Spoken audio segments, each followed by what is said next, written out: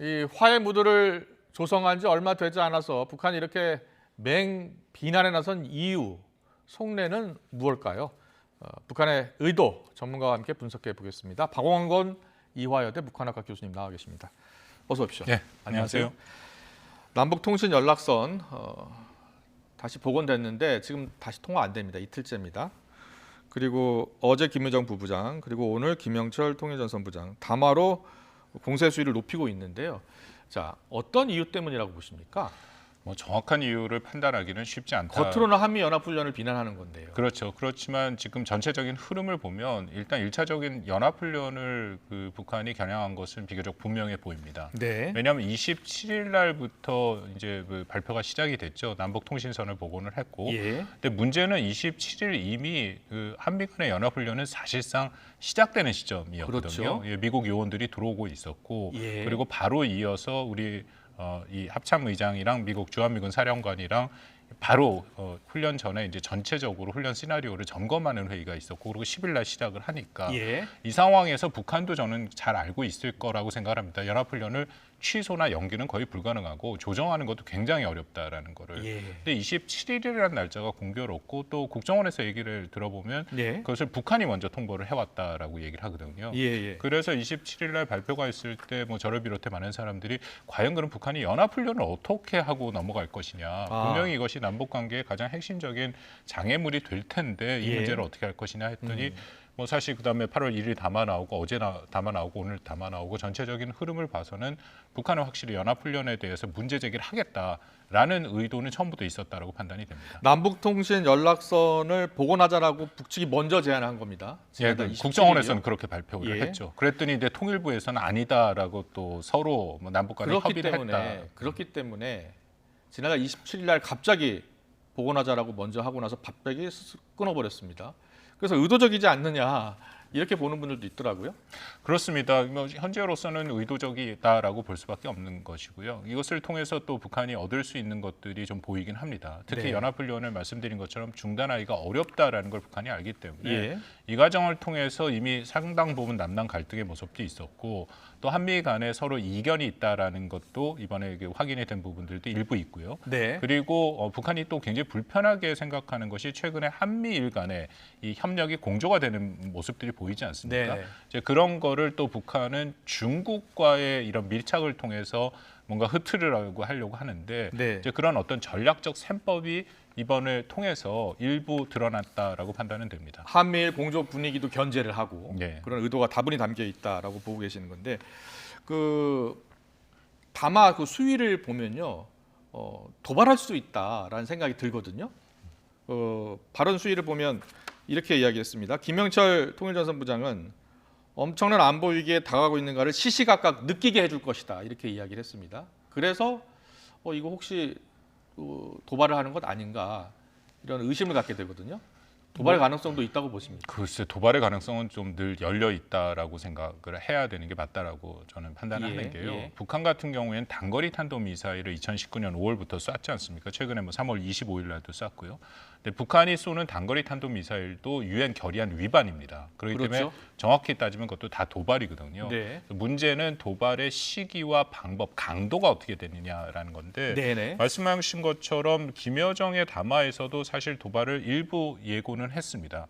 그러니까 북한이 이런 표현을 쓰는데 절대적인 억제력, 그게 사실은 핵을 얘기하거든요. 그런데 김여정 담화에서 절대적인 억제력을 강화하는데 더욱 박차를 가할 것이다 예. 라는 얘기가 있었고 김영철 담화에서는 방금 말씀하신 것처럼 남북 관계 개선의 기회를 날려버렸다. 그렇기 때문에 앞으로 안보 위기가 다가오는 것을 느끼게 해주겠다라는 것은 어떻게 보면 일종의 도발을 예고했다라고 봐도 그런 해석도 가능하다고 생각합니다. 도발을 예고했다. 단거리 탄도 미사일이 이를 발사할 가능성도 있겠습니다만 좀 더 먼 거리, 장거리 그러니까는 대륙간 탄도 미사일이라든지 잠수함 발사 탄도 미사일이라든지 SLBM이요.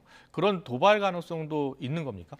뭐 그 가능성은 다 열려 있다라고 예, 생각이 예. 되는데요. 1차적으로 김여정의 담화를 보면 말씀한 것처럼 핵 억제력에 관련된 그런 능력을 강화하는 데 박차를 가겠다라고 얘기를 합니다. 핵탄두 소형화는 이미 성공했다라고 이야기했었죠. 이야기를 했습니다. 예. 그 부분은 사실 1월 달 8차 당대회 때 김정은 위원장이 굉장히 자세하게 앞으로 북한이 어떤 핵 능력을 가질 것인가에 대해서 밝힌 바가 있거든요. 그 중에는 예. 이제 전술핵도 있고 뭐 굉장히 다양한 무기 체계가 있는데 북한이 우선적으로 중점을 두는 것은 전술 핵무기죠. 네. 그렇기 때문에 3월 25일 날 발사한 것이 KN-23, 그건 전술 핵을 탑재할 수 있는 북한의 이른바 이스칸데르급 미사일이거든요. 네. 그것이 뭐 발사를 했습니다만 아직 실전 배치가 될 정도의 수준은 아니다라고 알려졌기 때문에 KN-23과 또 KN-24가 있습니다. 그것에 대한 시험 발사의 가능성은 열려 있다라고 판단이 되고요. 근데 문제는 SLBM인데요. 이것이 다시 논의가 된 게 국정원에서 SLBM 얘기를 했죠. 예. 잠수함 발사 탄도미사일에 북한이 도발할 가능성이 있다. 근데 저는 이건 두 가지 측면에서 좀 고민을 해야 된다고 생각이 되는데요. 네. 북한이 SLBM 발사 시험을 중단한 지 꽤 됐습니다. 그리고 나서 북극성 4형, 북극성 5형이라는 것을 보여주긴 했습니다. 열병식에서. 네. 근데 여태까지 한 번도 발사 시험을 하지는 않았거든요. 그렇죠. 그렇다면은 이것이 혹시 이 기술적으로 아직 완비가 안 됐을 가능성이 있다. 그리고 혹시라도 발사 시험을 하다가 이게 제대로 안 되면은 그거는 굉장히 역효과를 볼 수 있거든요. 예. 그게 하나고 또 하나는 이 SLBM의 원래 목표는 이 한반도가 아니라 미국 본토입니다. 네. 그렇기 때문에 미국이 말하는 이른바 금지선, 레드라인을 거의 밟은 수준이거든요. 물론 트럼프 행정부 때 북극성 3형을 쐈을 때는 뭐 별 문제 없이 넘어갔지만 예. 바이든 행정부는 굉장히 다르게 강경하게 대처를 할 가능성도 있습니다. 그렇기 때문에 SLBM은 북한이 좀 고민이 되긴 할 텐데요.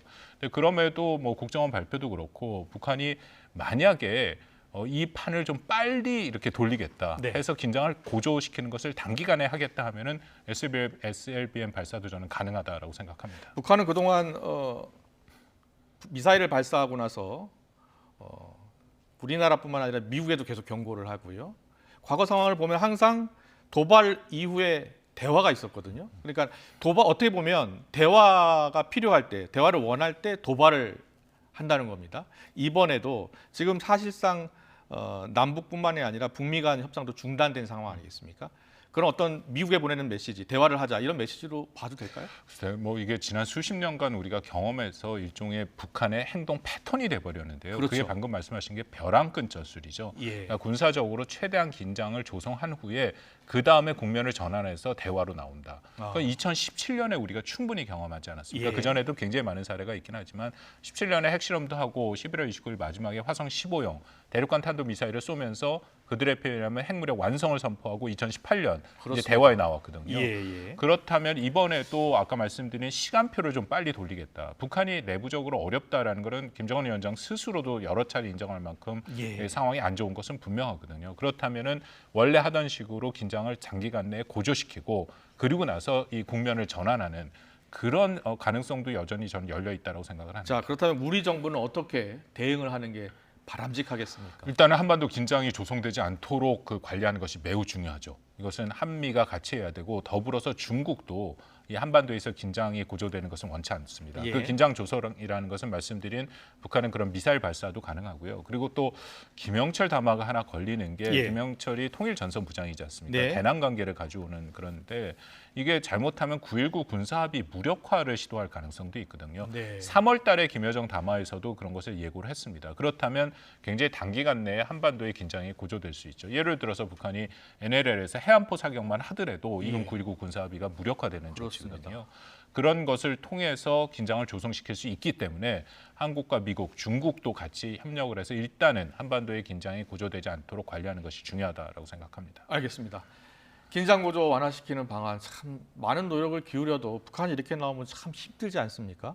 북한의 태도 변화 언제쯤 우리가 볼 수 있을까요? 글쎄, 1차적으로 북한의 그 명확한 의도를 볼 수 있는 것은 보통 북한이 도발을 한다면 그것은 연합훈련 끝났쯤, 물론 연합훈련 중간에 2019년에 한 적이 있습니다만 대부분 끝날 때쯤 하죠. 그렇기 때문에 그 이후에 북한이 어떤 행동을 보이느냐, 실질적으로 지금 말씀드린 어떤 도발을 한다 하면은 이것은 당분간 상당 기간 교착 상태로 갈 수밖에 없고요. 예. 그렇지 않고 뭔가 북한이 이 연합훈련에 대해서는 내부적으로도 문제 제기를 해야 되거든요. 북한 김정은 위원장이 직접 얘기를 한 거기 때문에 그 정도 수준에서 문제 제기를 하고 잠깐 이 기간을 두고 다시 남북 관계를 가져간다면 그것은 좀 교착 상태를 풀 수도 있다 생각을 하는데 현재로서는 가능성이 그렇게 커 보이지는 않습니다. 남북 정상 간 최근 서신 교환도 있었다고 하지 않습니까? 우리 청와대에서 좀 적극적으로 나서는 것은 어떨까요? 뭐 물론 그런 노력은 당연히 하고 예. 있겠죠.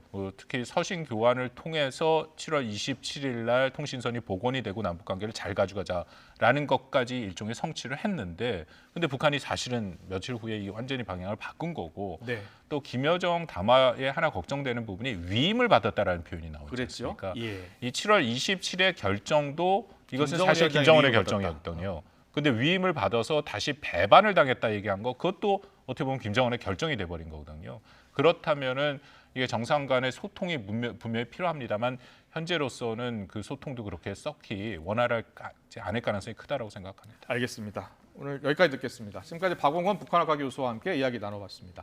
잘 들었습니다. 고맙습니다.